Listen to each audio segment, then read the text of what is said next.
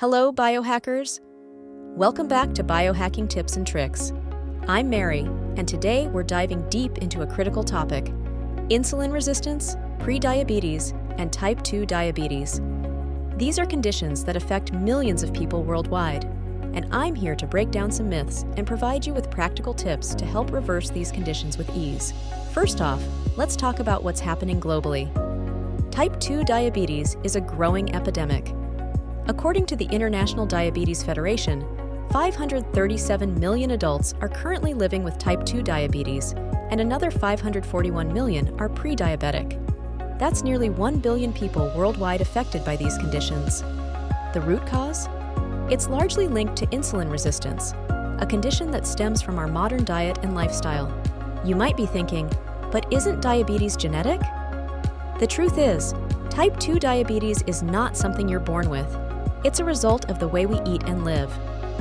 Our food environment is saturated with processed foods, sugars, and carbs that spike our blood glucose levels, leading to insulin resistance and eventually diabetes.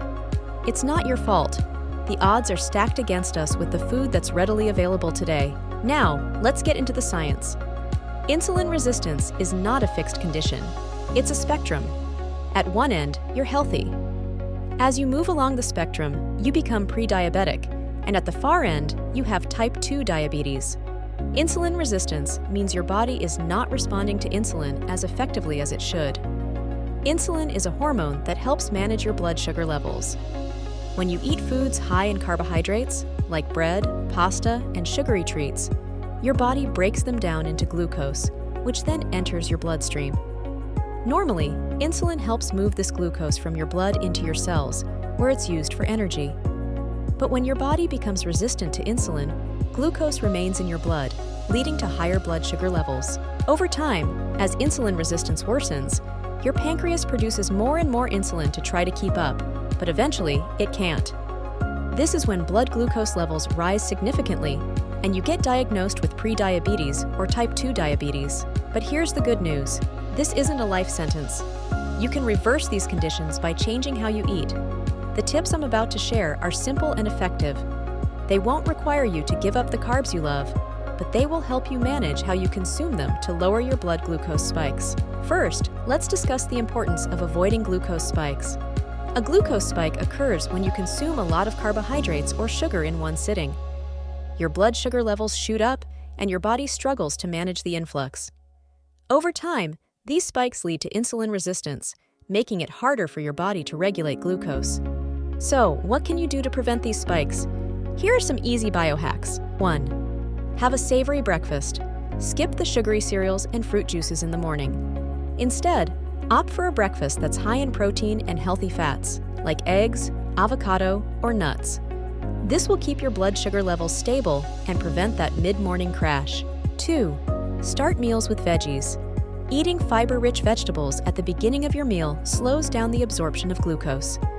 This simple trick can significantly reduce glucose spikes. 3.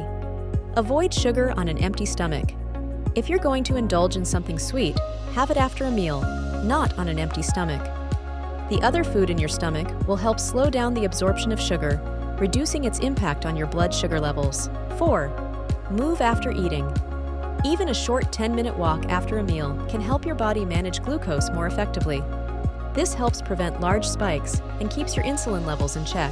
Now, you might be wondering, why does a small increase in blood glucose levels matter so much? Let me give you some perspective. In a healthy person, the amount of glucose circulating in the blood is about 1 sugar cube. In someone with type 2 diabetes, it's only about 1.5 sugar cubes. That might not seem like a big difference, but it has enormous consequences for your health. Elevated glucose levels can damage your cells, inflame your body, and even lead to serious complications like amputation over time. If you're concerned about your insulin resistance or type 2 diabetes, one of the best things you can do is get your fasting insulin levels checked.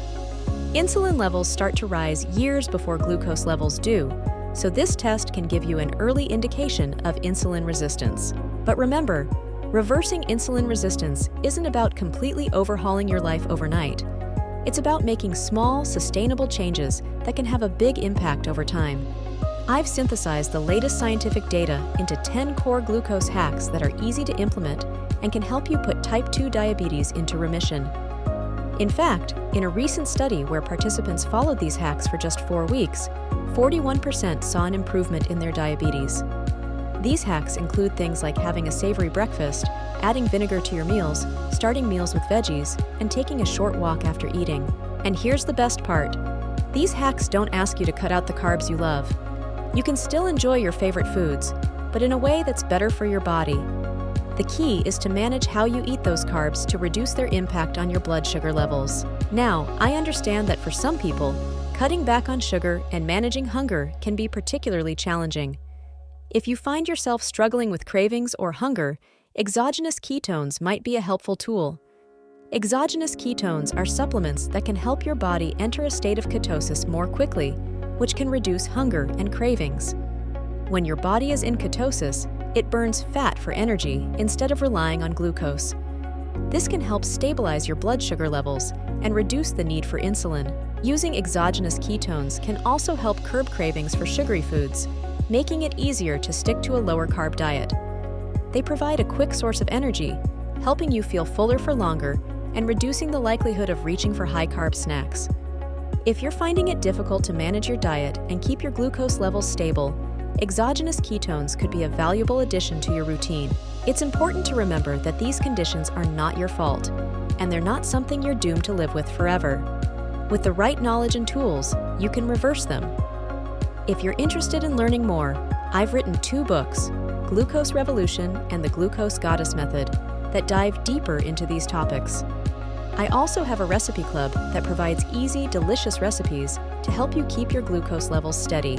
Thousands of people have successfully put their type 2 diabetes into remission using these hacks, and I'm confident that you can too. Remember, you have control, and you can make these changes.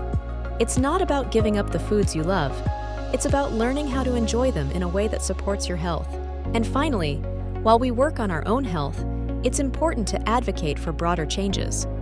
Our current food environment is part of the problem, with companies pushing carb-heavy, ultra-processed foods on us from a young age.